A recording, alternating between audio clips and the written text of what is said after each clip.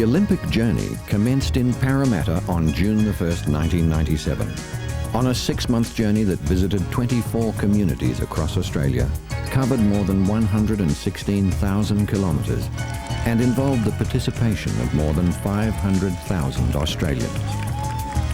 This national celebration, the first undertaken by the Sydney Organising Committee for the Olympic Games, included community parades featuring the Olympic flag, family-oriented community picnics, and the Olympic Journey exhibition.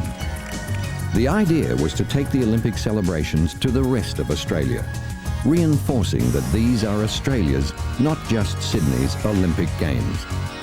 AMP signed on as a supporting partner of the Olympic journey. This was AMP's first opportunity to help share the Olympic spirit with the rest of Australia. AMP's vision was to provide those taking part in the Olympic journey with both an enduring and involving experience. This led to the AMP commission of eminent public artist David Humphries to develop a project that would utilise community participation in creating an artwork to celebrate the event.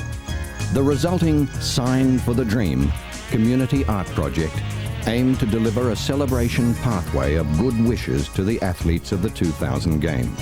Integral to the pathway would be one Terrazzo disc for each of the community picnic locations. David developed a way of incorporating the signatures of those families taking part in the picnics into the design.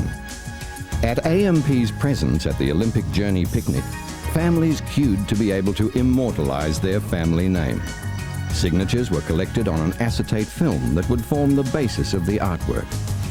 Each disc could take around 1,000 signatures, and the communities visited were genuinely interested in the process and placement of the artwork. Many AMP customers also took the opportunity to enter a competition, giving them the chance to have their message to the athletes of the 2000 Games form the centrepiece of their town's disc. The signing process was managed by volunteers from AMP's staff and advisor force, who graciously gave their time to help make this event a success. Best wishes to the Olympians for the year 2000. While the celebrations around Australia continued, David commenced work on the discs. The designs were formed by first cutting foam templates for the pouring of the cement. Colours were mixed to David's specifications and then layered according to his designs. Decorative inserts of marble and glass were added to complete the disc. These were then ground ready for the next step of the process. From the acetate film containing the signatures, a stencil was made. The image was computer scanned and then enlarged to form a large circular stencil. Then the fun began, picking out the pieces of the stencil that formed the letters of the signatures. David hired a team of art students to help with this painstaking process. Once the stencil was ready, each disc was sandblasted, etching the signatures 2 to 3 millimeters into the terrazzo surface. It took around 8 hours to sandblast each disc. To allow the signatures to be seen and to produce a flat surface, the discs were then infilled with navy blue resin. In the final stage of the process, each disc was reground to leave a smooth surface and reveal the finished artwork. Finally, the discs were complete. Despite all this work, for AMP, the Olympic journey is not yet over. Work continues to secure a site of Olympic significance to house the artwork.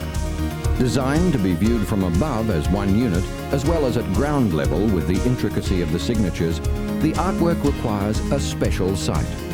In total, the finished work will be over 45 metres long and contain the signatures of more than 23,000 well-wishers.